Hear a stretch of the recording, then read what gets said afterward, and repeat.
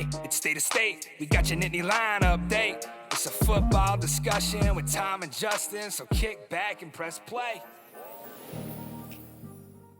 With former Penn State and NFL defensive back Justin King, I'm Tom Hannafin. This is State of State. This podcast is presented by BetOnline. BetOnline is the world's most trusted betting platform and your number one source for everything online sports betting. Right now, you can receive a 50% free bet of up to $250 on your first deposit to bet on anything from the Olympics to baseball to Formula One racing. BetOnline is every stat, every matchup, and even live odds and spreads while the games are being played. When the game's over, head to the online casino and get in on a game of blackjack or poker or unwind with one of over 150 slots games. Head to betonline.ag today to get in on the action. Use the promo code BELIEVE, that's BLEAV, for your 50% free bet credit on your first deposit up to $250. State of State is presented by BetOnline. The game starts here. State of State is proud to partner with Illumination Brewing for another season of crafting State IPA, the perfect tailgate and game day beer for Penn State football fans. State IPA is available starting Monday, August 19th at your local beer distributor, grocery store, plus select bars and restaurants. Visit illuminationbrewing.com/beer/state-IPA to learn more. Must be 21 years or older to purchase. Please drink responsibly. State of State is a proud supporter of Blue White Outfitters. Blue White Outfitters was created as a retail shop meant to highlight the confidence, competitiveness, and fearlessness of the elite athletes found throughout the history of Penn State University. Check out their Lockdown U and Lawn Boys merchandise today. All sales from Blue White Outfitters directly benefit Penn State student athletes. Visit www.bluewhiteoutfitters.com today. Ladies and gentlemen, Penn State football's 2024 training camp is upon us. Things got underway this week in Happy Valley, and we're looking forward to Penn State football getting back into the swing of things on August 31st at West Virginia. But first, we got to figure out things in training camp. This week, we're going to have previews for both the defense and the offense. We're going to be kicking things off first with the defense for Penn State football. What are some position battles that you should be paying attention to? Who will be the real stars and standouts and make the difference for this defense? And on top of that, an interesting reclassification that came up over the last few days that we got to dive into. So we're going to touch on the defense here in this episode. Like, comment, subscribe, rate us, turn on notifications. Comment, as always, on YouTube and on social media at State of State Pod. We had to start with the defense with you, Justin. Lockdown you, linebacker you, got all the branding out there. We're very much into the branding. By the way, happy belated birthday to Terry Smith, your stepdad. There it is. We birthday to the big dog. They get it going. I feel playoffs coming, man. I feel it. You feel the playoffs coming on. Oh, you feel confident about it. I do feel confident, man. I do. I feel like good nucleus going up, man. Also more teams coming in. Just there's a different level of expectation going into the season versus last year. And I think a lot of times last year it was some revisionist history in the sense of our expectations were so high that I think anything that faltered a little bit through the season, it was like, oh my God, because we ended up going 10-3, 10-3. And I look back on it, I'm thinking of like, okay, how were we going into the season? I remember thinking like, okay, but like it's the personnel is not that much different. There's some potential upgrades when I look at like a predictive analysis of a roster, and I got like question marks, check pluses of like where the holes are.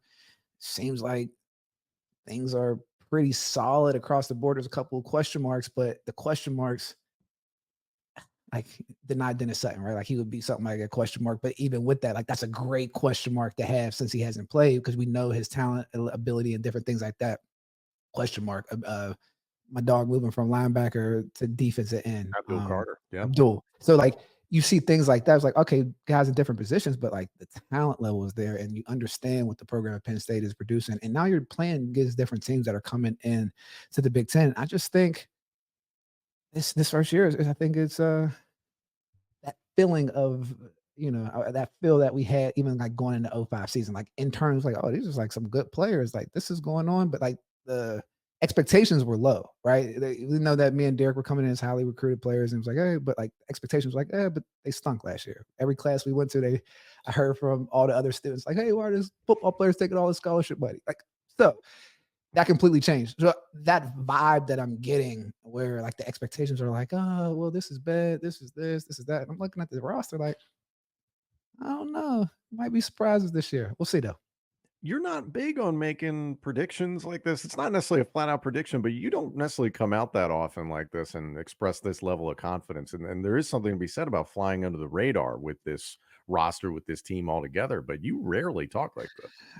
You're absolutely right. It's just more of a feeling. I don't have any substantial evidence of anything, but it's just like a feeling of like, okay, there seems to be a lot of question marks. People aren't as excited, but when I'm looking just from the fundamentals of the new coordinators, the actual personnel that's on the field, it's not much of a drop off from last year with another year of guys getting better and playing together.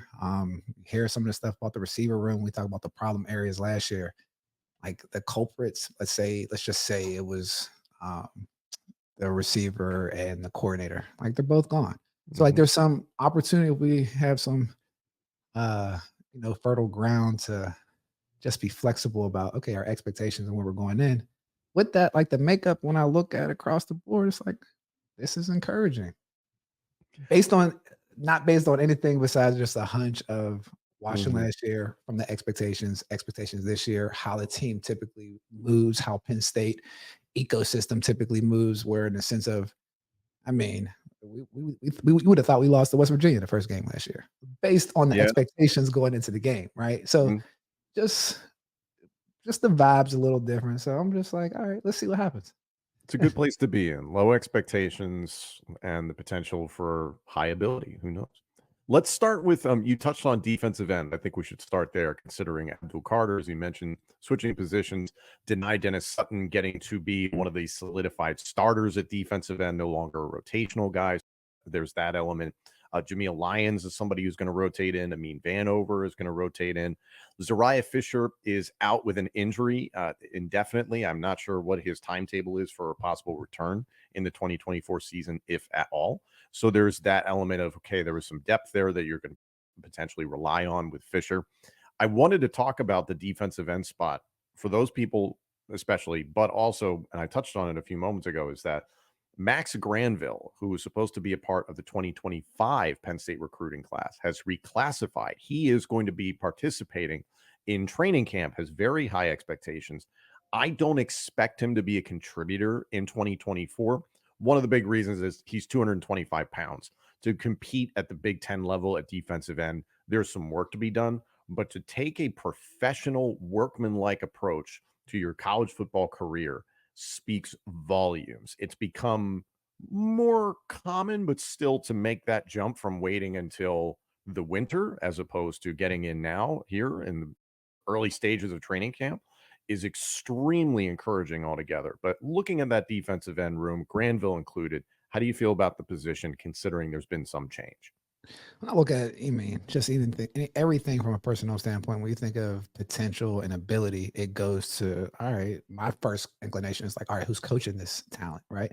So when I see Dion Barnes coaching this talent, it gives me a lot of confidence in the production that you're going to see, whether I've seen him from an X and O's technical standpoint and how he communicates with the players from a execution piece of like a defensive lineman position is a like martial arts. So like to be able to teach things in a close quarter combat is a very high skilled coaching position.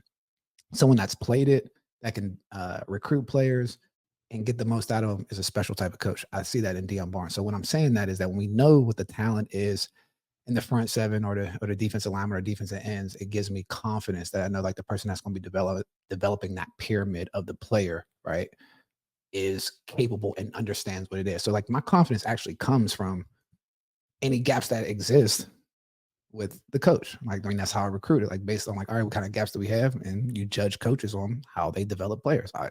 Being in the defensive back room, hey, I know this guy's going to develop. I know this guy, these pieces are going to continue to raise. And once you have that, I guess, system, I think Penn State has done a great job bringing guys in from talent acquisition, developing and deploying. You got a chance of being successful. Defensive end, I feel strongly about. Very curious to see how Abdul makes that switch. He looked good. He looked like he was very natural in the blue-white game, and that was all the reporting we heard coming out of spring ball, is that this is a natural transition, and it felt like the natural position for him to play even in the recruiting process. That's the way that Penn State was looking at him. He was making the switch to defensive end because he requested it. So this should be, as we expect, to be a plug and play. Whether or not he turns into an absolute monster at defensive end remains to be seen, but it feels promising. You have that depth that Penn State has become so known for at defensive end over the last 5 to 10 years, is that they can just continue to churn out edge rushers altogether. Again, big opportunity for Denai Dennis Sutton to step up and be one of the guys at defensive end, not just somebody rotating in, but somebody who's one of the guys. My question for you is defensive tackle. This is something that we've harped on, it feels like, for a number of seasons, and that it's good. Is it great or elite? I know I use that analogy all the time to steal Franklin's words, but it's important. It feels like the position is good. It feels like it could be great because there is experience and depth there. But still, there's some players here who have a chance to break out, and some guys who are longtime veterans that need to stabilize that spot, because the run defense last year was good, but not great. What do you think? Yeah, defensive tackle position is extremely it's an interesting position to evaluate, right? Because you can have pass rushing or penetrating defensive tackles that make a lot of plays in the backfield. They're doing a lot of crazy things from that standpoint, or you got guys that step up the run. But I think defensive tackle has, I mean, for a while has been not a concern, but just an average point of the defense. Let's just put Exactly. it that way, because I wouldn't say they were below average, but just It's been average. No, okay. it's been okay. Nothing, no one really standing out. No dominating player like that are doing what I'm saying, where there's like constant penetration up front and between the tackles, constant plays made in the backfield between the tackles. We've always kind of known to have those edge rushers to make things happen with different blitzes. So, I mean, with that being said, defensive tackle position is a tricky one because I talk about it a lot when we think about receivers. When you have a preference from a coach and then you have different coaches, you bring in different guys. Like, so when let's just say when I was with Larry Johnson, he had a style of defensive tackle, right? He found success with it. When I got there with Spence, I mean, it was more it was transitions from the big, powerful, take on doubles to more athletic, smaller guys, right? Okay, we got to make these pass rush, and that becomes a problem when you play guys like Michigan, when you say maybe about 3, 4 years ago, when they just kept running the ball. I mean, they did it last year, running the ball because I mean, you start building your attack through recruiting. Like you see all the players that teams are picking up, and you understand who you have versus them. And so I think that defensive tackle position for Penn State, just through the recruiting ranks or just the different defensive lineman coaches, I think just value different things, whether it's more like an athleticism from a defensive tackle versus a big stout guy like PJ Mustafer. I mean, like he was one of the few that was, a run stopping type of guy. And then you got more athletic, um, twitchy guys like Devon, and I know he changed his last name. Devon J. Thomas, not Devon Elise anymore, There we changing go, his Devon last J. name to Thomas. Devon J. Thomas. Yeah, and then we got what's my other guy's name? I'm Hakeem drawing Beeman, Keziah Kim Izzard, Beeman, we're skipping Izard, and then we Zane Durant. Zane, like Zane's another one that you see like a lot of good things from just a powerful base and doing things. So like they have the ability to not be a problem. The thing what you want from your defensive line is that check plus, right? Where it's like, all right, you're not worried too much, but you just can't give up runs up the middle of the football field in the Big Ten. That's just what can't happen. But sad to say, I'm saying a lot to say it's the type of defensive tackles that I think they recruited and from an athleticism standpoint and not just a big stout. So when we see plays or the run game kind of get a little leaky, I mean, sometimes I think that's just the personnel that we have from that type of standpoint. So I think they're complementary with the rest of the defense. Let's just put it that way. I think that's a really good way to put it, is that it will protect that. And Tom Allen taking over at defensive coordinator from the Manny Diaz era, from the Brent Pry era before that, it still feels like the same vein. It still feels like the same style of defense and defensive coordinator. Granted, we have to see how this looks on the field, but we do expect that 4-2-5 type of set. So potentially protecting those defensive tackles. And then with this influx of teams from the Pac-12, Pac-2, whatever it is you want to call it, there will be a extra speed element in the way that this game is played against select opponents. You're not necessarily going to see that against normal Big Ten teams that you've gotten used to, but you will see maybe a faster pace of play against a USC and a Washington. So Penn State does have some size at defensive tackle. That size is often paired with a lack of experience, younger guys or transfers like Alonzo Ford, who came in from Old Dominion, big guy, but still has some experience that he needs. Caleb Artis, big guy, 320, I think, still needs some experience. So you have those run stuffers if you want to do select packages. But then if you get into a game where, hell, is it a shootout against USC or Washington and they're going no huddle, you need those more experienced guys who are maybe a little bit more nimble, better stamina for those situations that you can rotate in and out as opposed to getting the hog mollies in and out. I mean, it's an extremely valuable position to have just athleticism or dichotomy of athleticism, right? Or just different traits. When you have a guy that can move and take on the double team, like that's what you're looking for in this space. Almost like that X factor safety linebacker. Now you're looking for that at the defensive line. Someone that has pass rushing ability, someone that can take on the double team, like everything, all those different situations, because you do play teams where, hey, we have a hard time running the ball up the middle. Like, let's move this guy. Let's get these things moving. If you have someone that's big and stout and can't move, man, there's a team that'll run stretch plays. Like speed brings opportunities and speed kills. So when we think about that, I understand the athleticism of a defensive tackle. It's just that good balance of how they're used, right? Because I remember just whether it's like a lot of stunts, it's just a very hard position to evaluate. To be honest, like it's like a lot of mid-tier guys and a very few elite ones that kind of change the game because it's more about that technical execution of playing it, not playing gap sound, not taking on, not going back door if you're not going to make the play, just certain things of that nature. So to have a game changer in between the tackles, I mean, it's critical. So see if somebody pops out this year. Moving to linebacker, I think this is the position for Penn State fans to be paying attention to over the next month. Kobe King seems to be the solidified linebacker that you're going to see consistently on the field. It's a question of who's going to be that number two. You and I think a lot of people think very highly of Tony Rojas, but is that, okay, it's King and Rojas as the two primary linebackers, or is it King as the primary? And then you see a lot of different guys platooned in at that second spot, depending on the package. I think that's the one that we're really going to have to pay attention to. And it's a little too early to call in regards to the linebacker position, who's going to be that number two guy. And especially thinking about the way that Tom Allen wants to use the safety position. We know about Zakee Wheatley, KJ Winston, and Jalen Reed. Jalen Reed is going to be that kind of every down safety, linebacker, corner hybrid. That's what we've learned, at least so far since Tom Allen has come in, is that that's what they want to do with Jalen Reed. I fully expect this safety position to be those three guys. And then with the departure of King Mack, you have some younger players that are going to have an opportunity to get reps. So safety, you feel really strongly about it. Not a whole lot of questions in terms of who you're going to see there. For me, and you talked about it before, having confidence with this roster altogether, despite the losses in the offseason, the biggest hit occurred at corner, yet the biggest influx of talent also occurred at corner. Terry Smith did a fantastic job. Same thing with James Franklin and company in the transfer portal. So is it addition by subtraction or subtraction by addition? I don't know how you want to phrase it, but how do you feel about the cornerback room? Because there is a lot of change there.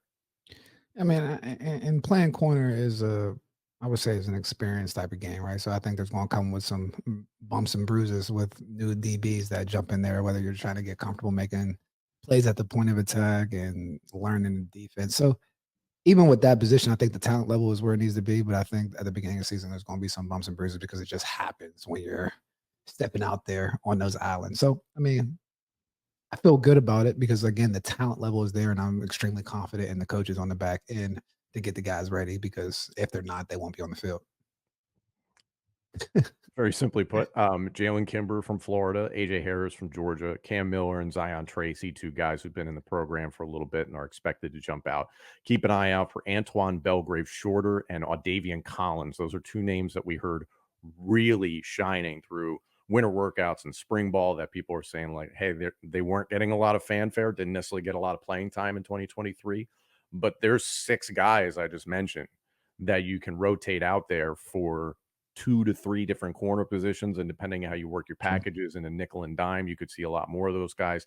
Just being able to rotate bodies in there, that's something that, yes, Penn State was heavy in the top 3 in terms of Kalen King, Johnny Dixon, and Daquan Hardy at corner. Now it's all of a sudden, it just feels a little bit more balanced, I think, in terms of that depth as opposed to top heavy. So similar but different altogether. This feels like a defense overall that should pick up where it left off last year, despite the change in defensive coordinator, despite the personnel changes.